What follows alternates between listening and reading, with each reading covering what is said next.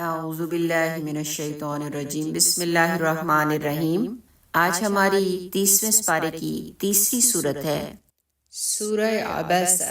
یہ مکی صورت ہے، اس میں 42 آیات ہیں اور 1 رکوع ہے۔ اس کو ہم انشاءاللہ تعالیٰ 2 پارٹس میں پڑھیں گے۔ اس صورت کے بارے میں مفسرین کا اتفاق ہے کہ یہ حضرت عبداللہ بن ام مکتوم رضی اللہ تعالیٰ عنہ کے بارے میں نازل ہوئی۔ بسم اللہ الرحمن الرحیم، شروع اللہ کے نام سے جو بہت مہربان نہایت رحم والا ہے۔ عبسہ، اس نے تیوری چڑھائی، وتولا، اور منہ موڑ لیا۔ کس بات پہ؟ ان یہ کہ جاءہ، آیا ان کے پاس، العامی، ایک نابینا، یعنی صرف اس لیے کہ اس کے پاس ایک نابینا آیا۔ وما یدریک، اور تجھے کیا خبر، لعلہ یزکا، شاید وہ سنور جائے، شاید وہ دین کی طرف آ جائے، او یذکر، یا وہ نصیحت سنتا، فتنفعہ، تو اسے فائدہ دیتی، الذکر، نصیحت، یا نصیحت سنتا اور اسے نصیحت فائدہ پہنچا دیتی۔ کتنے پیارے انداز میں اللہ سبحانہ تعالیٰ نے نبی صلی اللہ علیہ وسلم سے فرمایا کہ اگر آپ اس کی بات سن لیتے تو ہو سکتا ہے وہ نصیحت سنتا بھی اور اسے یہ نصیحت فائدہ بھی دے جاتی، وہ بات کو سمجھتا بھی اور اس کو وہ شاید سنور بھی جاتا۔ اصل میں ایک مرتبہ نبی اکرم صلی اللہ علیہ وسلم کی خدمت میں اشراف قریش بیٹھے گفتگو کر رہے تھے کہ اچانک ابن مکتوم رضی اللہ تعالیٰ عنہ جو نابینا تھے تشریف لے آئے اور آ کر نبی اکرم صلی اللہ علیہ وسلم سے دین کی باتیں پوچھنے لگے۔ نبی اکرم صلی اللہ علیہ وسلم نے اس پر کچھ ناگواری محسوس کی اور کچھ بے توجہی سی برتی، جس پر یہ تنبیہ کے طور پر ان آیات کا نزول ہوا۔ اور ان آیات میں اللہ سبحانہ تعالیٰ نے بڑی خوبصورتی سے فرمایا کہ جو شخص آپ کے پاس چل کر آیا ہے نصیحت حاصل کرنے کے لیے تو آپ اسے توجہ دیں، کیونکہ وہ نصیحت سن بھی سکتا ہے اور نصیحت اسے فائدہ پہنچا بھی سکتی ہے۔ اما من استغنا، جو بے پرواہی کرتا ہے، فانت لہ تصدی، تو اس کی طرف تو پوری توجہ کرتا ہے۔ وما علیک الا یزکا، حالانکہ ان کے نہ سنورنے سے تجھ پر کوئی بھی الزام نہیں، یعنی اگر وہ دین کی بات نہیں سنتے، نہیں سمجھتے تو آپ کا کام تو صرف پہنچا دینا ہے۔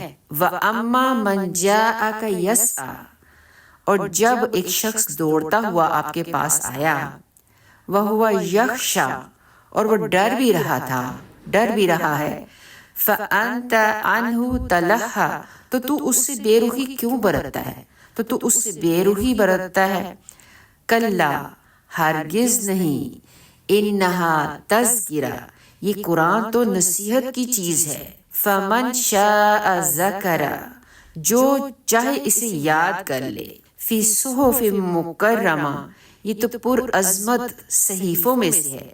تو اللہ سبحانہ تعالیٰ نے کتنے پیار سے فرما دیا کہ جو تیری طرف آتا ہے اور دین کی طرف آتا ہے اور دین کو سمجھنا چاہتا ہے تو اس کی طرف توجہ کر۔ ہو سکتا ہے یہ شخص جو آیا ہے بھاگ کے دین سیکھنے کے لیے، یہ ڈر بھی رکھتا ہے رب کا اور یہ نصیحت پکڑ بھی لے، قرآن کو سمجھنے کی بھی کوشش کرے اور اس کے مطابق عمل بھی کرے، تو اس سے بے رخی نہ برت۔ اور اللہ سبحانہ تعالیٰ نے فرمایا کہ یہ جو قرآن ہے یہ تو نصیحت کی چیز ہے، تو جو چاہے اسے یاد کر لے، اس سے نصیحت پکڑ لے، اور یہ تو پر عظمت صحیفوں میں سے ایک صحیفہ ہے۔ فی صحف مکرمہ، یہ تو پر عظمت صحیفوں میں ہے، یعنی یہ لوح محفوظ میں ہے، کہ قرآن مجید لوح محفوظ سے ہی اتارا گیا ہے، اور یہ صحیفے اللہ کے ہاں بڑے محترم ہیں کیونکہ وہ علم و حکمت سے پر ہے۔ آگے آیات میں اللہ سبحانہ تعالیٰ نے کتنے پیار سے فرما دیا، مرفوعۃ مطہرہ،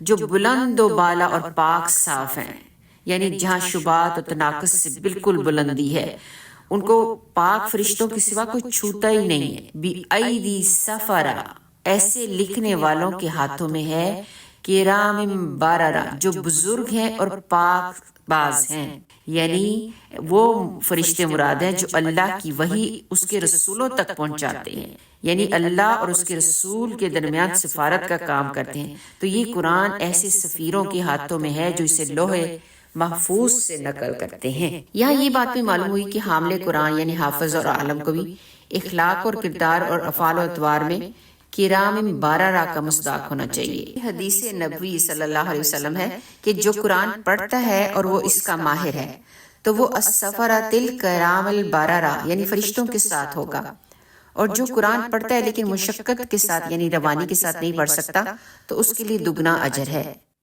تو ہمیں اللہ سبحانہ و تعالیٰ سے دعا کرنی چاہیے کہ اللہ ہمیں قرآن مجید کو صحیح اور اچھے طریقے سے پڑھنے کی، سمجھنے کی اور پھر اس پر عمل کرنے کی بھی توفیق عطا فرمائے، آمین۔